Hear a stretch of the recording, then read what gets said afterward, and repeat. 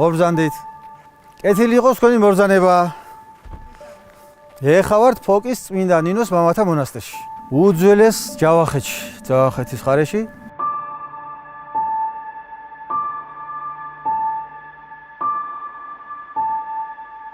პირველი მონასტრული ცხოვრება აქ დაიწყო 1999 წელს. უწმინდესი ხშირად მოგზაურობდა მთელ საქართველოში და ხდებოდა კუთხეების მოლოცვა და ტაძრების, მონასტრების აღდგენა, გახსნა. პირველად ჯავახეთში მაშინ იმოგზაურა უწმინდესმა 1998 წელს და როგორც იცით, მაშინ ჯერ კიდევ საბჭოთა კავშირი იყო.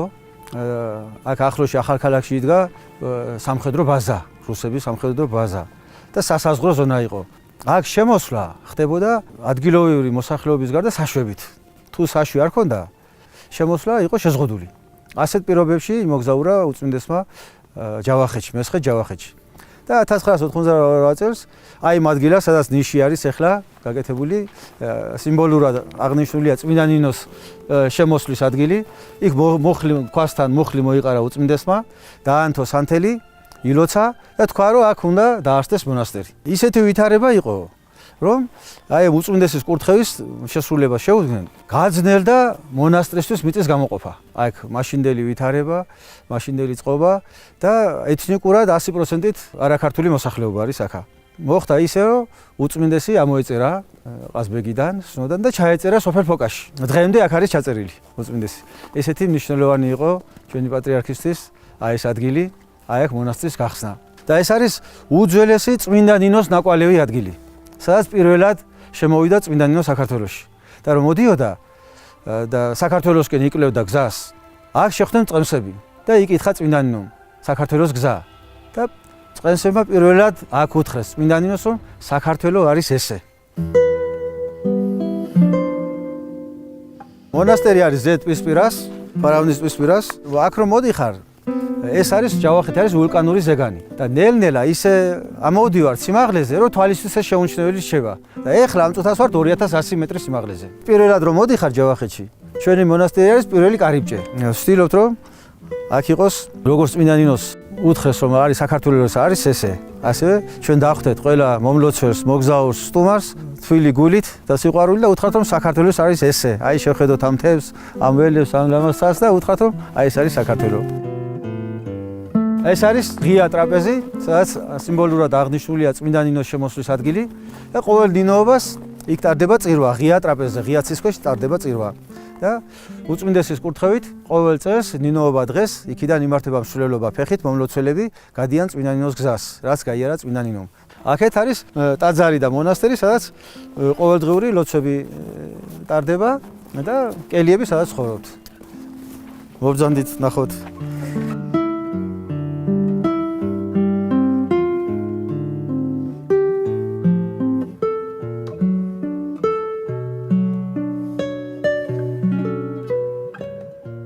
ვფიქრობ ამას, რამდენ ხელა მნიშვნელობას ანიჭებდა უწმინდესი აქაურობას და თითოეულ კუთხეს და თითოეულ ადგილს, რა თქმა უნდა, საქართველოსი. მაგრამ ესეთი პატივი ხვდა ამ სოფელს და ამ ადგილს. და მართლაც გამორჩეული ადგილია ეს. წმინდა ნინოს ნაკვალევი ადგილი არის, სადაც პირველად მოვიდა წმინდა ნინო საქართველოში და საიდანაც დაიწყო საქართველოს გაქრისტიანება და განათლება. უწმინდესის კურთხევით 2013 წლის ოქტომბერში მოვედი პირველად ფოკაში. მანამდე ნამყოფი არ ვიყავი. და უკვე მე-13 წელია აქ ვარ. და რაც ეს მონასტერი დაარსდა 1999 წელს დაარსდა ეს მონასტერი. იქიდან მოყოლებული ფოკის მონასტერი უშუალოდ უწმინდესის ხელმძღვანელობის ქვეშ იმყოფება. და მეც აქედან გამომდინარე სულ ყურადღების უწმინდესის ყურადღების ქვეშ იყო ფოკის მონასტერი, მამათა მონასტერი, დედათა მონასტერი და მიწევდა მეც ხშირად ჩასვლა უწმინდესთან საპატრიარქოში. რაღაც მონასტრო საკითხებზე, ყოფით საკითხებზე. და რომ ახსენდება ის საინტერესო იყო ის, რომ მივიდოდი, რა საქმეც არ უნდა ქონოდა, მოეტყოდნენ, რომ აი ფოკიდან არის მამაო ჩამოსული, მაშინვე მიიღებდა ხოლმე და მისვამდა იქ თავის მისაღებში და მომაყოლებდა აქაურ ამბებს. აინტერესებდა ყველაფერი. აი ის მიგვირდა შემდგომ რომ გამოდიოდი რა ისეთი თითოეული წვრილოვანი და დეტალი აინტერესებდა. როგორ ცხოვრობდით? სასმელი წყალი ვარგისი იყო თუ არა, ქონდა თუ არა, როგორ ვიკვებებოდით, ქონდა თუ არა საჭმელი. როგორ ლოცულობდით, რა ტიპი კონი ქონდა. მეურნეობას ვეწოდით თუ არა, კლიმატური პირობები როგორი იყო, ზამთარში სიცივე როგორი იყო. წეროები, ბუდეს ისე ვიკეთებენ თუ არა ბოძებზე. მოსახლეობასთან როგორი ურთიერთობა ქონდა. მოწყენილები ხო არ ვიყავით, როგორი განწყობა ქონდა, როგორი შემართებით ვიყავით. ისე გავიდოდა ხოლმე 2-3 საათი, აი ესე უწმინდა სასაუბარში, ახლა რომ ახსენდება ვფიქრობ, ნეტავი რას უყვებოდი, როგორ რომ მისვენდა უწმინდესი და ამდენ დროს მithმობდა. მაგრამ ჩემთვის ეს ისეთი თვილი და სიყვარულით და მადლით სავსე გარემო იყო უწმინდესთან ურთიერთობა, მასთან ყოფნა, მის გვერდით ყოფნა, რომ აი ესე უშუალოდ მიმიღებდა ხოლმე ეს თვითი სიყვარულით, თქვენობით მომართავდა და ზღაპარში მეგონა თავი აი ესე და ისე გადიოდა დრო, ვერც კი ხვდებოდი როგორ გავიდა ამდენი დრო. ხშირად გვეუბნებოდა ხოლმე რომ ის აქ არის ფოკაში არის ჩაწერილი და რომ ძალიან უყვარს მას ეს ადგილი. ტრადიციად იქცა უკვე რომ ნათლისღებას ტბა იყინება ჩვენთან, წინა დღეს გავჭრით ყინულს, ამაში ჩაბმულები არიან აქაური მოსახლეობა, უხარიათ, თვითონ გვეხმარებიან ყინულის გაჭრაში. ვაკურთხებთ ტბას წინა დღეს, ნათლისღებას ვატარებთ წირვას და წირვის შემდეგ გვაქვს განბანვა. და მთელი საქართველოდან მოდიან, განიბანებიან და გვაქვს როგორც ტრადიცია და ასექციული და დიდი სიხარული გვაქვს. რა თქმა უნდა, ასევე პირველი ლინის სტარდება ნინოობა და მოდიან მთელი საქართველოდან ამ წმინდა დღეს აღსანიშნავად.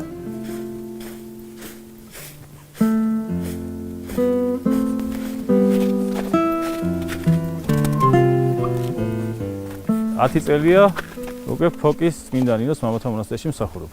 ეს ჩემი სურვილი იყო და დღემდე ვცდილობთ, რომ უწმინდესის ლოცვა-კურთხევა შევასრულოთ. ეს მხარე კაცრი არის და ვცდილობთ ყველანაირად ადამიანებს დავეხმაროთ, როგორც სულიერად, ასევე ხორციელად. ტიპიკონი ესეთი გვაქვს, რომ დილით ვიწყებთ ადრიანად, ლოცვით. მერე როგორც ასეთი ყველას მისი პირადი პატარ-პატარა საქმეები აქვს. ზოგი წიგნის ყიდვა იქნება, ზოგი ლოცვა იქნება, პირადი ლოცვა. ყავს საქონელი. ჩვენი რძის ნაწარმი გვაქვს. ხშირად ყავს სტუმრები, ერიდან ჩამოსულები, რაღაც პერიოდი ჩვენთან რჩერდებიან, გვეხმარებიან სხვადასხვა საქმეებში, ცოტა ხანი გაჩერდებიან, მერე უბრუნდებიან თავის ოჯახებს.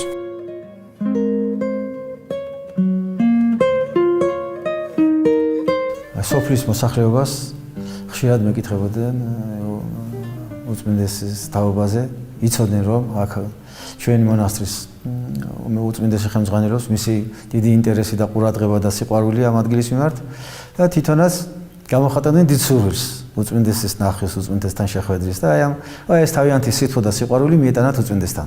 მოხდა ისე, ბავშვები, სკოლის მოსწავლეები, სტუდენტები, დირექტორის სკოლის, მათი მშობლები, მოსახლეობის ნაწილი, ჩვენი ქართულის მასწავლებლები შევიკრიბეთ ერთად ასე 60 ადამიანი ვიყავით. მივედით სტუმრად უწმინდესთან. რა თქმა უნდა, უწმინდესის თანხმობით და უწმინდესის კურთხევით ბავშვებმა წაიკითხეს ქართული ლექსები, იმღერეს ქართულად, იცეკვეს ქართულად, გამოხატეს თავიანთი სითბო და სიყვარული, უთხრეს რომ უყვართ ძალიან უწმინდესი ენატრებად და დაპატიჟეს, მოთხოვეს რომ ჩამობრძანებული იყო და გაეხარებინათ აქაურები. უწმინდესას რა თქმა უნდა დიდი სიყვარულით მიიღო და როცა მოусვინა ყურადღებით დაასაჩუქრა და აი ესე გახარებულები წამოვედით იქიდან და დაუვიწყარიყო დღე აქაურებისთვის, ახაც იხსენებენ და შემდგომ კიდევ მთხოვდნენ რომ კიდევ თუ შეიძლება კიდევ მოხერხდესო, წავიდეთო უწმინდესთან და კიდევ განმეორებული იყო ასეთი ლამაზი და ბედნიერი დღე. ყავს უხუცესი მასწავლებელი კლარა ფოცხოვაშვილი, რომელიც 35 წელია ამ მხარეში და ფოკაში ასწავლის ქართულს. ჩვენ ვიყავით 2015 წელს უწმინდესთან, ძალიან უნდოდა თვითონ სოფლის მოსახლეობასაც. ჩვენი სტუდენტები რომ უკვე თბილისში სწავლობდნენ, ეს ბავშვები სკოლა დამთავრებულები, აი სულ ყველა შეიკრიბა იქ, აქედან ბავშვები ჩავიყვანეთ კიდე. უწმინდესმა მიგვიღო საპატრიარქოში და ბავშვები წარუდგნენ თავისი ლექსებით, სიმღერებით, ცეკვებით და სტუდენტებმა გააცვნეს თავისი თავი, რომელ ფაკულტეტზე სწავლობდნენ, რომელ უნივერსიტეტში სწავლობდნენ და უწმინდესი ისეთი გახარებული იყო, ისეთი ბედნიერი იყო, რომ ამდენმა ფოკელმა ასე კარგად იცოდა ქართული ენა და ძალიან გაეხარდა. დალოცა ბავშვები და უთხრა რომ წერილები გამომიგზავნეთ აუცილებლადო მე წავიკითხავ ყველა წერილს ძალიან ვთქვათ გამომიგზავნეთ წერილები და მომწერეთო აი რას აკეთებთო როგორი ურთიერთობა გაქვთ მშობლებთანო აი ეს უთხრა განსაკუთრებით დედებთანო როგორი ურთიერთობა გაქვთ დილითო სანამ ოჯახიდან გახვალთო აუცილებლად დედისგან კუთხევა აიღეთ რომ დაგლოცოს და ისე გადითო გარეთო და აი მე ვხდებოდნენ ეს ბავშვები და მეუბნებოდნენ რომ აი ვასრულებთ ამათო და ჩვენ ხასიათით შეგვეცვალაო ერთი შეხვედრითო პატრიარქთანო და დღესაც უნდათ რომ აი თქვათ შეხვდნენ პატრიარქს და ხომ პატრიარქი მოეფერონ პატრიარქს და ყველა ფოკელმა იცის რომ პატრიარქი არის ფოკაში ჩაწერილი და ფოკელს ეძახიან პატრიარქი არის ფოკელი მე თვითონ პირადად ძალიან მიყვარს პატრიარქი აი არ ვიცი მის ნაფეხურებს შემიძლია დავდგე და ვაკოცო და ვიამბორო მან დიდი საქმე გაუკეთა საქართველოს ქართულ ეკლესიას ასე აღორძინა ფეხზე დააყენა და მთელ მსოფლიოს დაანახა რომ როგორები არიან ქართველები როგორი მორწმუნეები არიან როგორი სამშობლოს მოყვარულები არიან და აი დღესდღეობით რაც მოდის რომ ჩვენ ყველანაირ დატვირთვას ვუძლებთ გარედან ეს ყველაფერი პატრიარქის დამსახურებაა იმიტომ რომ იმან ამაში ძალიან დიდი შრომა ჩადო რომ ჩვენ ეს გაგვეკეთებინა ფოკის მონასტრის წინამძღვარი გახლავთ უწმინდესი ჩვენ ვართ მისი მორჩილები მისი ნების ამღავსურებელები და ვცდილობთ რომ შევასრულოთ პირნათლად ჩვენი დავალება და გავახაროთ უწმინდესის გვილი ისე როგორც მას გაუხარდებოდა, როგორც მას მოეწონებოდა, როგორც ეკაძება ჩვენს ეკლესიას, ჩვენს სამშობლოს, ძალიან გვიყვარს ჩვენ უწმინდესი და ვიცით ის საქართველოს ისტორიიდან რომ